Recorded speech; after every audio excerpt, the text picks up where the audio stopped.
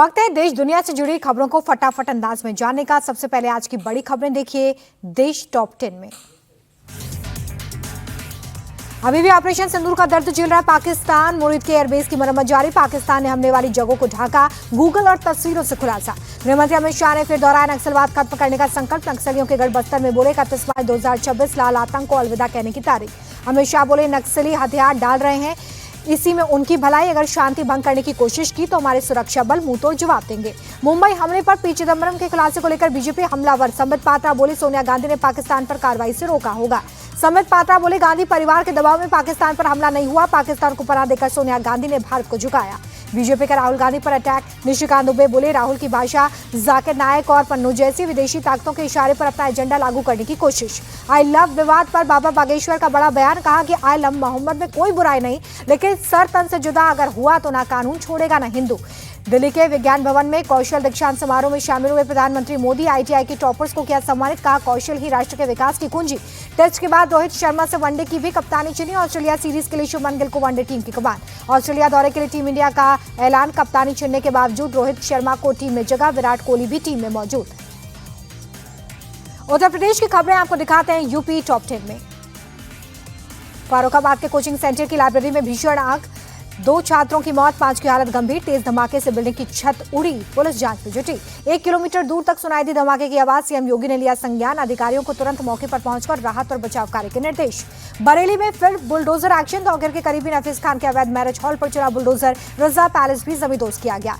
बरेली के सैलानी मार्केट में बुलडोजर की कार्रवाई। प्रशासन ने दुकानों के बाहर अवैध अतिक्रमण को हटाया। दिल्ली से बरेली जा रहे सपा डेलीगेशन को पुलिस ने गाजीपुर बॉर्डर पर रोका। लखनऊ से बरेली जा रहे सपा नेता Mata Prasad Pandey house arrest.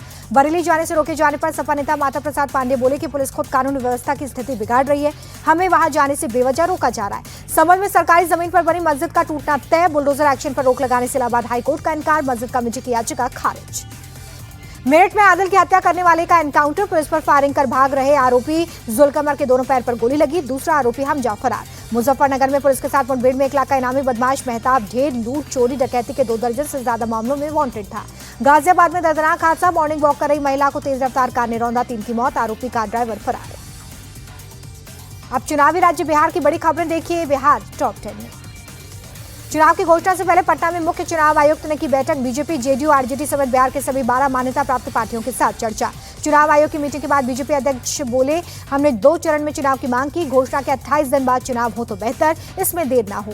JDU ने की सिंगल फेज में चुनाव कराने की मांग। कार्यकारी अध्यक्ष संजय झा बोले कि जब महाराष्ट्र में सिंगल फेज में चुनाव हो सकता है तो बिहार में क्यों नहीं।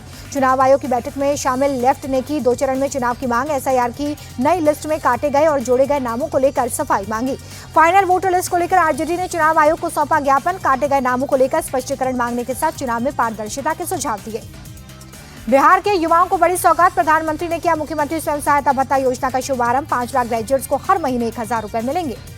बिहार के युवाओं के लिए नए सिरे से डिजाइन स्टूडेंट क्रेडिट कार्ड का भी पीएम मोदी ने किया उद्घाटन।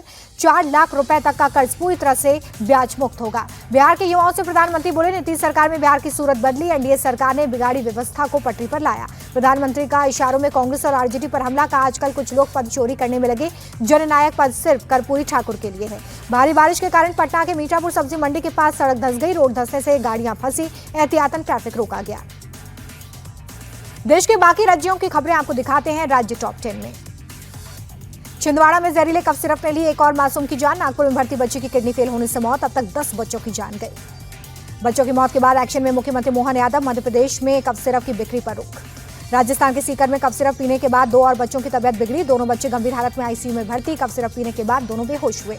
कफ सिरप से मौत के मामले में राजस्थान सरकार का action. State drug controller suspend.